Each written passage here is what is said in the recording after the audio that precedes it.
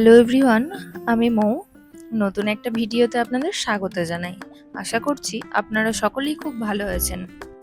নানা ব্যস্ততার কারণে কিছুদিন ধরে ভিডিও দিতে পারিনি, তাই ভাবলাম আজ আপনাদের সাথে একটা ভিডিও শেয়ার করি, আর তার সাথে আমি আমার কাজগুলোও এগিয়ে নিই।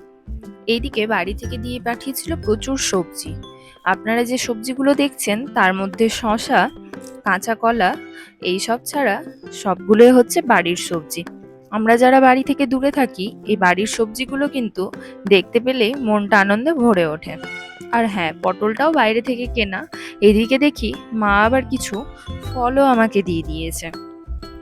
আর যা গরম পড়েছে, এই সবজিগুলো ভালো করে বের করে প্লাস্টিক থেকে তারপর একে একে আবার ফ্রিজে রেখে দিলাম।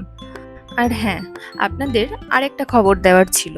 যেহেতু আমার হাজবেন্ডের চাকরির সূত্রে আমরা বাইরে থাকি, তাই ওর পোস্টিং হয়ে যাওয়ায় আমরা এই কোয়ার্টারে আর বেশি দিন নেই।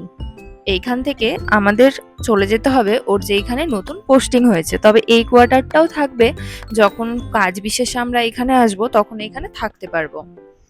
তাই কিছুদিন পরেই আমাদের এইখান থেকে চলে যেতে হবে। কিছু কিছু জিনিস অলরেডি গোছানো শুরু হয়ে গেছে, কারণ একটা সংসারে তো অনেক রকম জিনিস থাকে। সেইগুলো তাড়াতাড়ি গুছিয়ে ফেললেই আমাদেরই কাজ কমে থাকবে, কারণ আমরা যেখানে থাকবো সেখানে তো এইসব জিনিস কিছু কিছু নিয়ে যেতেই হবে, আর কিছু কিছু জিনিস এইখানে থেকে যাবে। যখন আমরা এখানে আসবো তখন আমাদের কাজে লাগবে।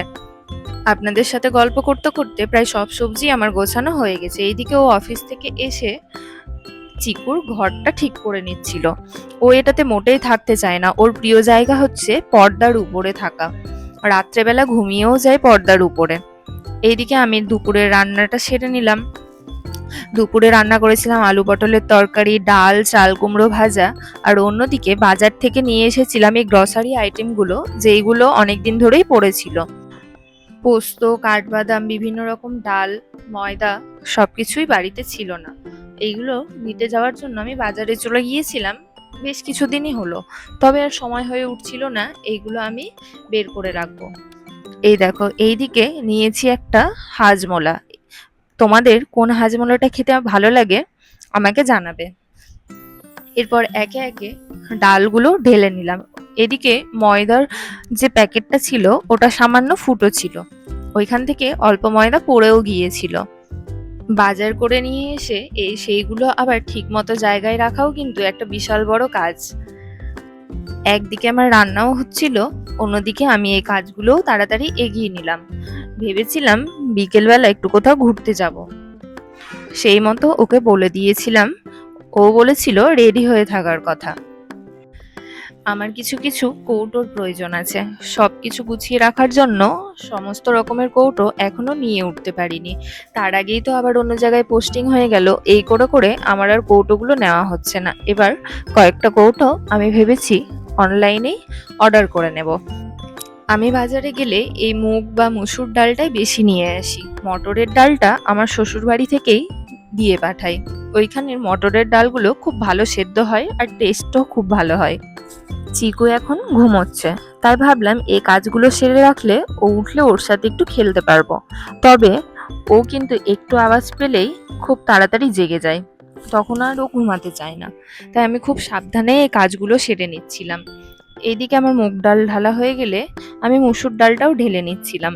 এই মসুর ডালগুলো খুব ভালো, খুব কম সময়ে এমনি মসুর ডাল সেদ্ধ হয়ে যায়, তবে এই মসুর ডালটা কিন্তু আরো কম সময় লাগে সেদ্ধ হতে।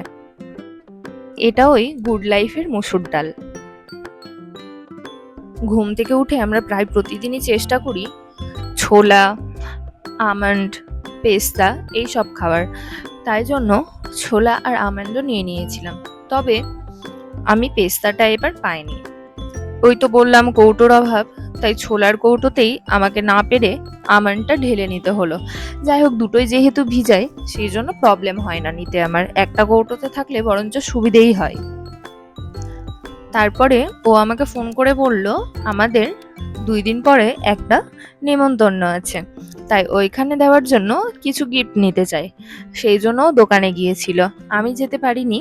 তাই ও পছন্দ করে নিয়ে এসেছিল। বাড়ি এসে সেই গিফটটা আবার দিয়ে গেল। আমি খাওয়া দাওয়া করে একটু রেস্ট নিয়ে তারপর গিফটটা দেখতে বসলাম। যেহেতু আমাদের 3-4 জনের একসাথেই নেমন্তন্ন ছিল, তাই সবার গিফটটা এক জায়গাতেই রাখা ছিল। তবে এই মুহূর্তে আমার মনে নেই আমাদের কোনটা গিফট ছিল। একটাতে ছিল এই বালার জোড়াগুলো, আর একটাতে ছিল মালা। মালাটা এত সুন্দর ছিল, সাথে ছিল একটা ছোট্ট পেন্ডেন্ট, যেটা দেখতে আরো বেশি ভালো লাগছিল। এর পরের মালাটায় আপনারা সেই পেন্ডেন্টটা দেখতে পাবেন। এই দেখুন, মালাটার ডিজাইনটাও যেরকম সুন্দর, আর পেন্ডেন্টটা যেন আরো বেশি ভালো লাগছে মালার থেকে।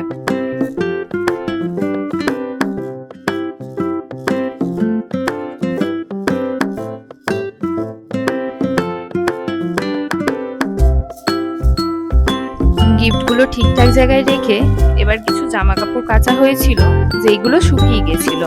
বেশ কিছুদিন ধরেই রাখা ছিল, গুছাবো বলে গোছানো হচ্ছিল না। সেইগুলো গুছিয়ে নিয়ে বিকেলবেলা চলে এসেছিল মুষলধারে বৃষ্টি, আর ও এইদিকে অফিস থেকে চলে এসেছিল।